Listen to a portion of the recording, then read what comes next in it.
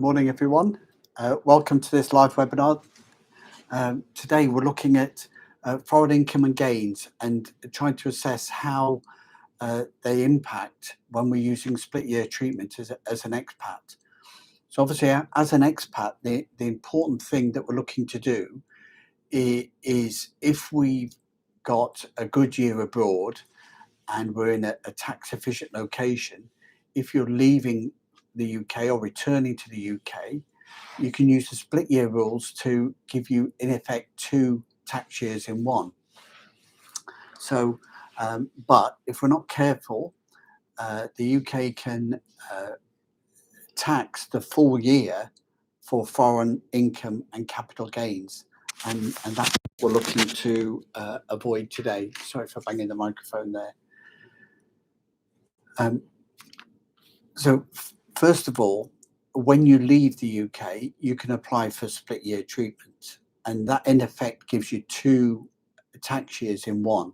So with the current tax year started the 5th of April, 6th of April last year, ends on the 5th of April this year, you can effectively leave the UK on the 1st of December or the 1st of May or the 1st of March and split the income and capital gains in those periods between the 2 locations.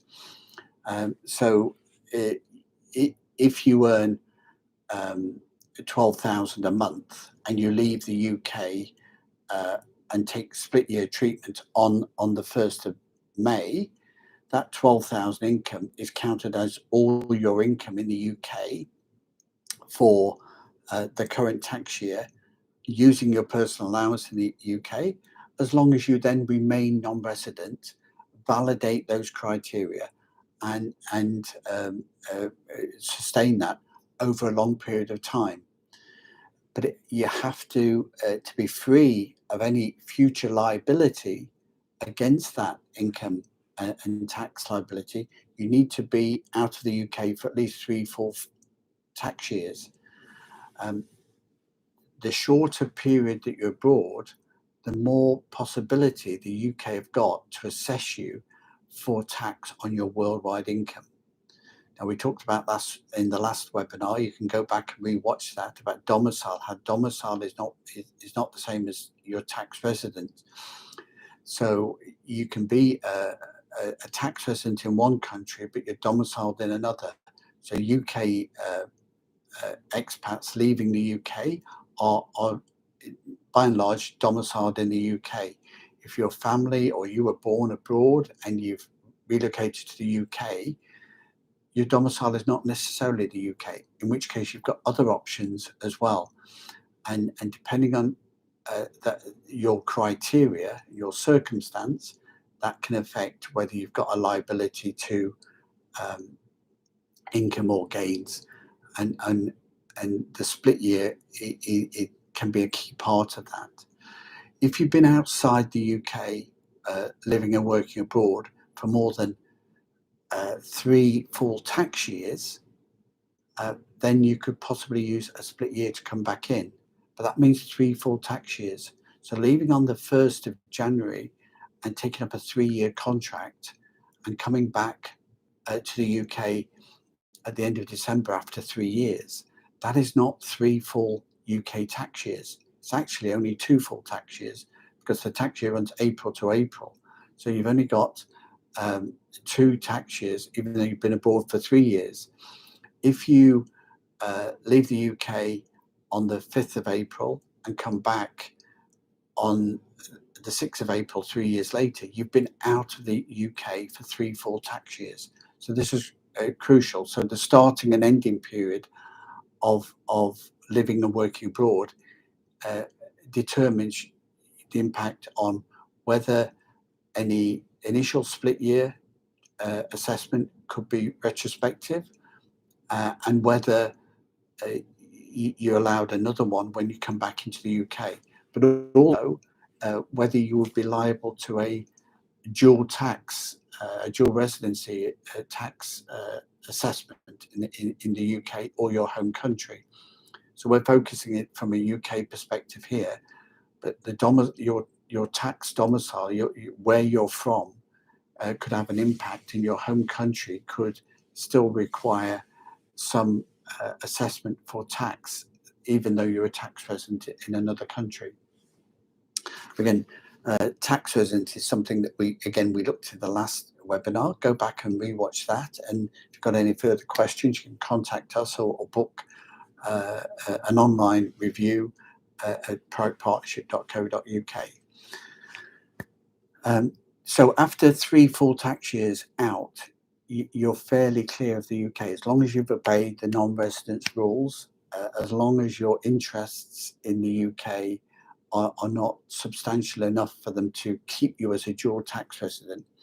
And then in the 4th or 5th year, you could consider potentially having another split year on your year back in. So if you've got a contract that's 3 full tax years outside the UK, then potentially you've got this option to come back in and have another split year. So you could come back in, again, if you're earning 12,000 a month, you could come back into the UK on the 1st of March, earn 1 month's salary and use your personal allowance for that year, and pay no tax on the split year. But the previous April to end of February, all that money earned abroad would be taxed in your tax residence abroad. Again, everything is related to the dual taxation treaties. Dual taxation treaties are written under OECD rules, under international law. So in general, there is some commonality under the international law, but each one is different in what it allows. Does it allow an expat that is domiciled in, say, the UK to move dividends, interest, capital gains, or other incomes abroad? And these things vary, and they create a level of complexity when you're looking at split year treatment. We talked about, if you're not domiciled to the UK, then you make a UK capital gain during a year, that is only taxed on a remittance basis. So if the capital gain is made and the money doesn't come into the UK, then it's not taxable in the UK if you're not domiciled. But if you're domiciled in the UK, even if you've lived 10 years abroad, selling a UK property can still be a capital gains liability in the UK, despite your tax residence elsewhere. UK expats abroad can get exemption to capital gains on certain movable assets like crypto and investment sales, if they're UK resident, but not if they are related to UK property. So now, commercial and residential property and companies that are substantially property businesses that you control that are being sold are capital gains. So invest in a property fund with a commercial investment manager, that's one thing. But if you've got your own property portfolio, you've got a substantial ownership and control, and it's land and property, then that will be a capital gain, as would be a domestic residence which has got business or land use in certain criteria. So that an expat cannot avoid capital gains on those, whether they're resident or non-resident. So the split year has no bearing on a land deal in the UK. A split year has no bearing on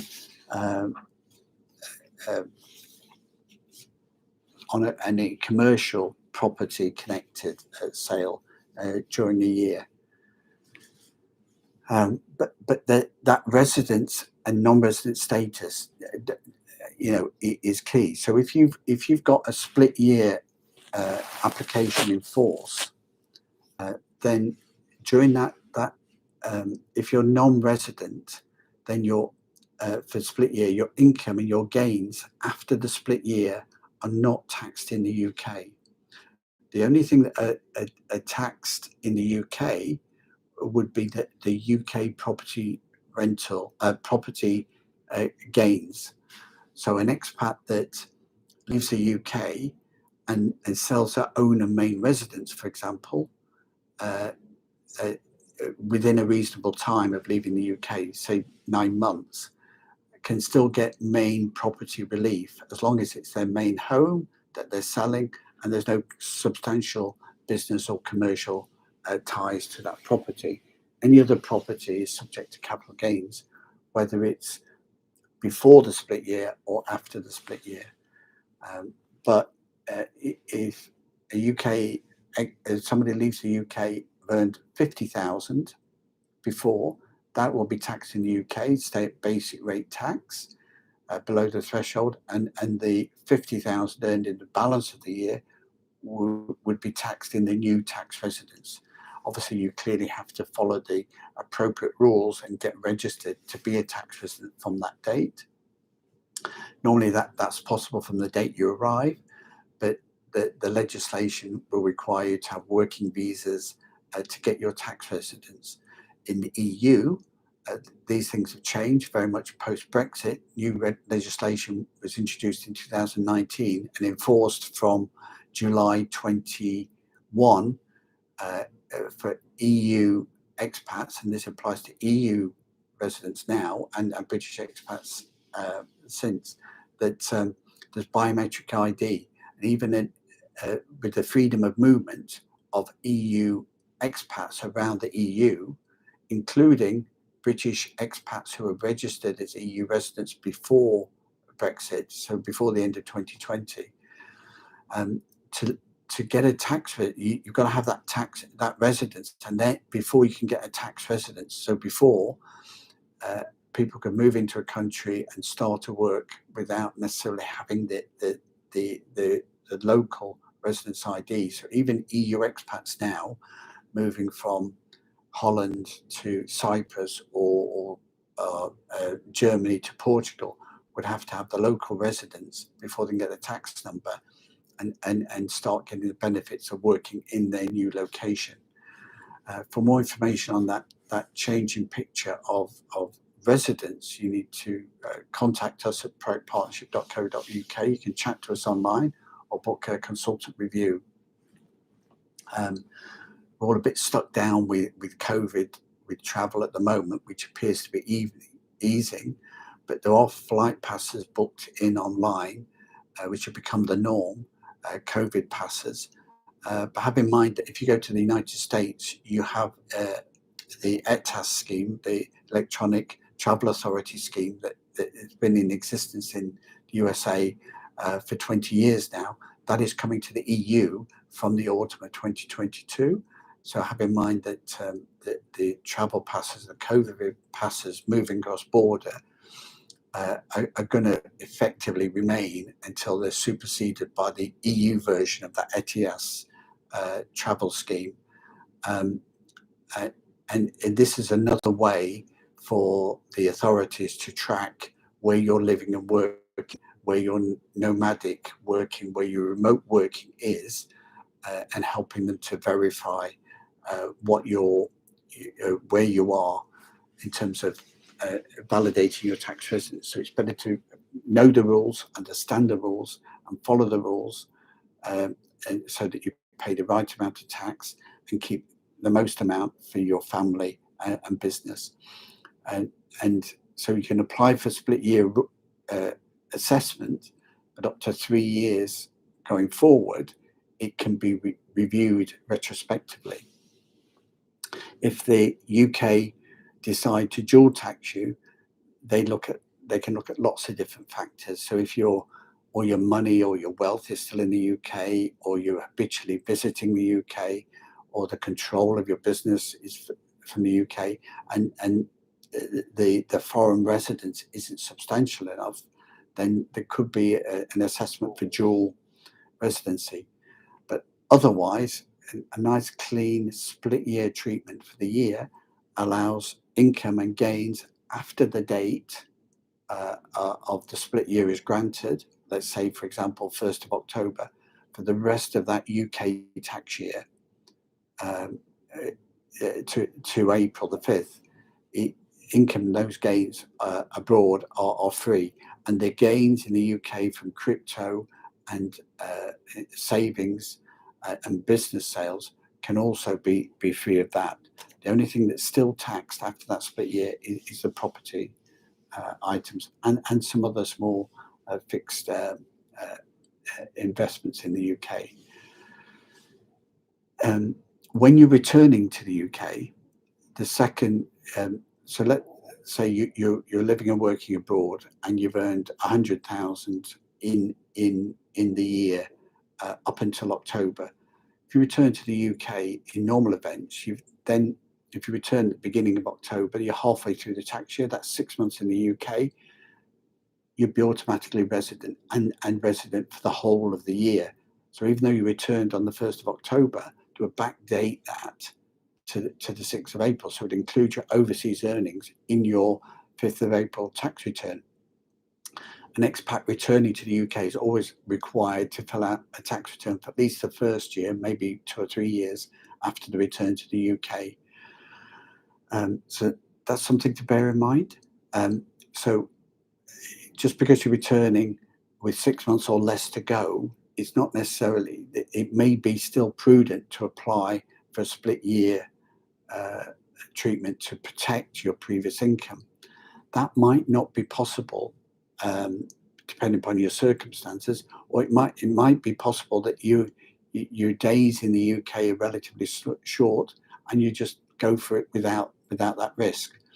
So if you've got no ties to the UK and you're spending less than 16 days in the UK, you're automatically non-resident. So anybody returning to the UK in the last 2 weeks of the tax year and they've not been there before, got no ties, doesn't need a split year treatment, but there's no tax benefit to that. But if you're going back to the UK to work and you want to protect income and gains from abroad, so you're selling an overseas property, for example, before you return to the UK, you may have overseas capital gains tax to pay, you may not. But if you return to the UK without the protection of a valid split year, the sale of the property, using our example, on the 1st of June to return to the UK on the 1st of October will fall under UK assessment. So even if you paid a low or no capital gains tax on the foreign property or business sale, it will become taxable in the UK. Ditto for investments in crypto as well. To remember with crypto, any trade, any conversion from one form of crypto to another, any purchases are deemed to be a capital gain, and that they go into your capital gains assessment. So the good news in the UK is you've got using round figures, a 12,000 person allowance for capital gains, a 12,000 person allowance for income, and you've also got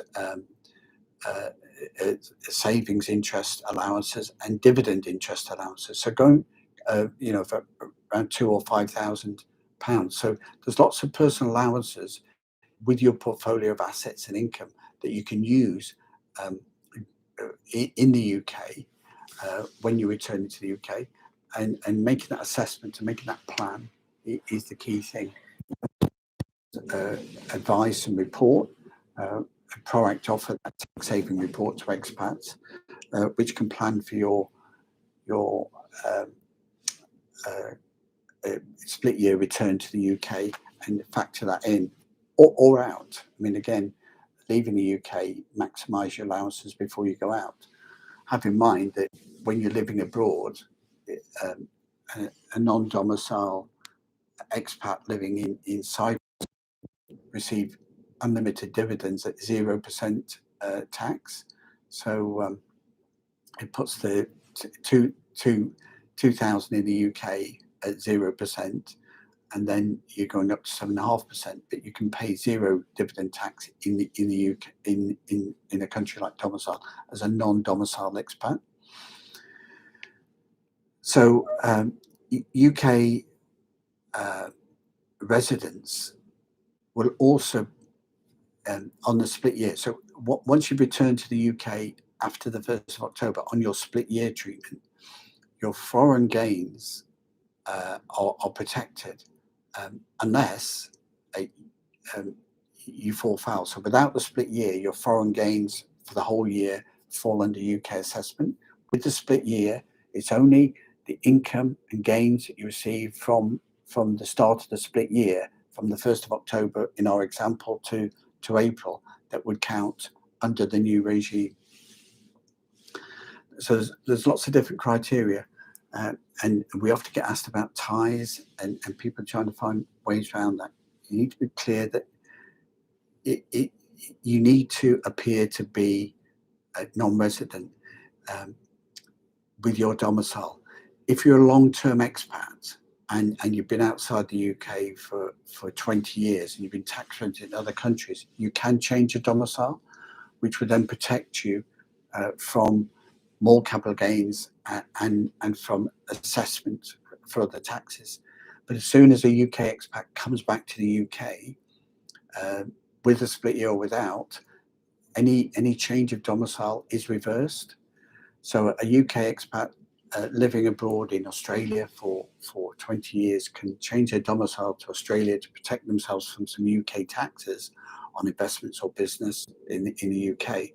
But if you return to the UK, even if it's just for a year to die, or it's 20 years to come back to the family, or it's to take up a new position, as soon as you return to the UK, your domicile reverts to the UK. There can be some grey areas with your domicile if you're, depending on what your family circumstances are, even if you're born in the UK or another country. So again, it's a key factor. But in summary, what we've looked at today with this webinar, we've looked at what the impact is of a split year treatment. The split year can protect an expat leaving the UK or returning to the UK, and gives them a great tax planning opportunity to maximise their allowances for the UK, whether they're going out or coming in. So they can use all the capital gains, all the personal, all their dividend and all the savings allowances to maximise their income. Property, as we said in this series, whether it's commercial or residential, is taxed in the UK, unless it's your own or main residence. And if you've gone expat with a UK property you maintain as your main residence, then there's action you need to take to notify the revenue of that. You have to be out of the UK for more than 3 years to be clear on the split year and the non-residence rules, but the ties are still valid, and the domicile will linger with you for over 20 years. Remembering that the domicile, the key tax on that is 40% inheritance tax at the end of life. So the plans you can make with domicile to while you're abroad, to gift assets into family trusts and foundations to protect those family property and business abroad from UK capital gains, from income taxes and from corporation taxes when you return to the UK. But you need to take that action while you're still expat, and this is ProACT can help you. So if you're an expat living and working abroad and you've got business and property and asset and investment assets around the world, protect those assets and take care of your family and business to make sure that those assets remain tax efficient and that you save the maximum tax. Go along to our website, chat with us, book an appointment online at proactpartnership.co.uk. Follow us in our live webinar series, where we were looking in more detail at the issues for how to protect capital for expats while they're abroad and before they return to the UK, to make sure that everything doesn't fall back under the UK tax regime in full. Thanks for listening, and fire any questions, and we'll see you again next time. Just before I go,